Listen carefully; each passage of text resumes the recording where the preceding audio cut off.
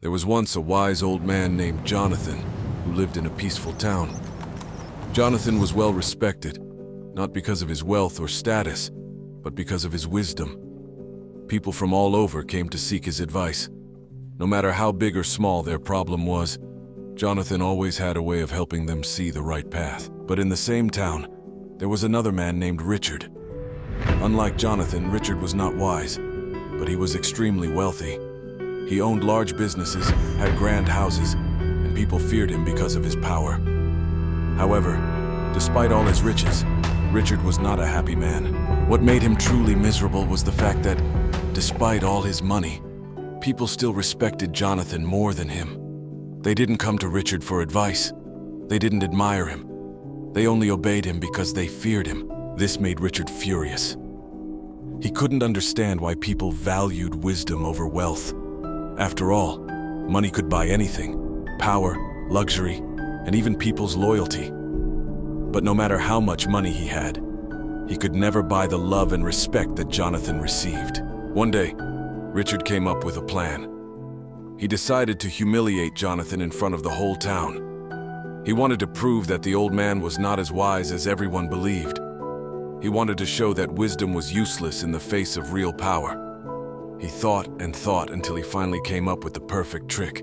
The next morning, Richard went into his beautiful garden and caught a small, fragile bird. He held it gently in his hands, feeling its tiny heartbeat against his palm. A wicked smile spread across his face.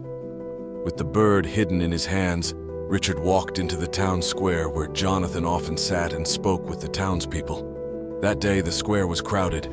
People had gathered around Jonathan, listening to one of his stories. Richard stepped forward, interrupting the conversation. The crowd turned to him, curious about what he had to say. "Jonathan!" he called out in a loud voice. Jonathan, sitting calmly, looked up and smiled. "Yes, Richard. What brings you here today?" Richard smirked, holding up his closed hands. "You claim to be the wisest man in town," he said. "Well, let's see how wise you really are." The crowd murmured in excitement. Jonathan remained calm. Richard continued, "In my hands, I have a small bird. Now tell me, wise man, is the bird in my hands alive or dead?"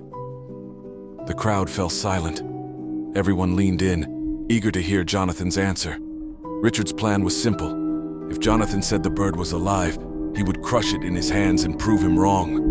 If Jonathan said the bird was dead, he would open his hands and let it fly away, proving him wrong once again. Either way, Richard believed he had outsmarted Jonathan.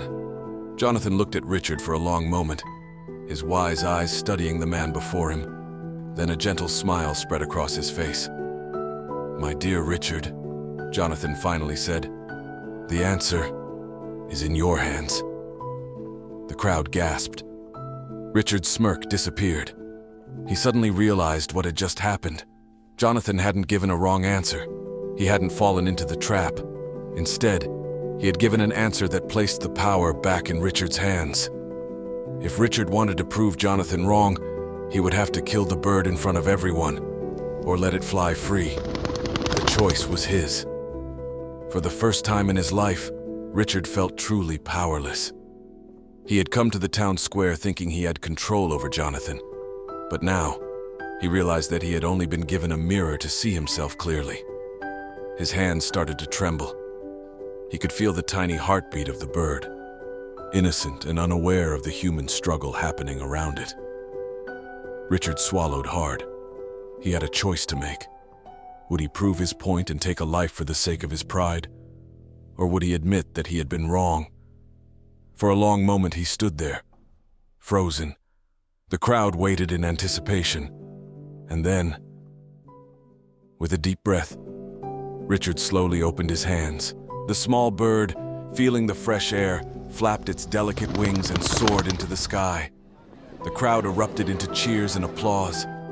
Richard lowered his gaze, unable to meet Jonathan's eyes. For the first time in his life, he felt truly humbled. He had spent his whole life trying to gain control over others. Yet in one moment, Jonathan had shown him that the true power had always been in his own choices.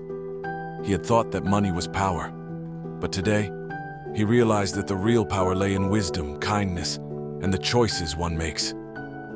Richard took a step back, then another, before finally turning around and leaving the town square without another word. From that day on, he was a changed man. He no longer sought to compete with Jonathan. Instead, he began to observe, listen, and learn. And though Richard never became as wise as Jonathan, he did become a better man. Jonathan, on the other hand, continued to share his wisdom, reminding everyone that in life, the power to shape our destiny is always in our hands. So, my dear friends, remember this: every choice you make carries power.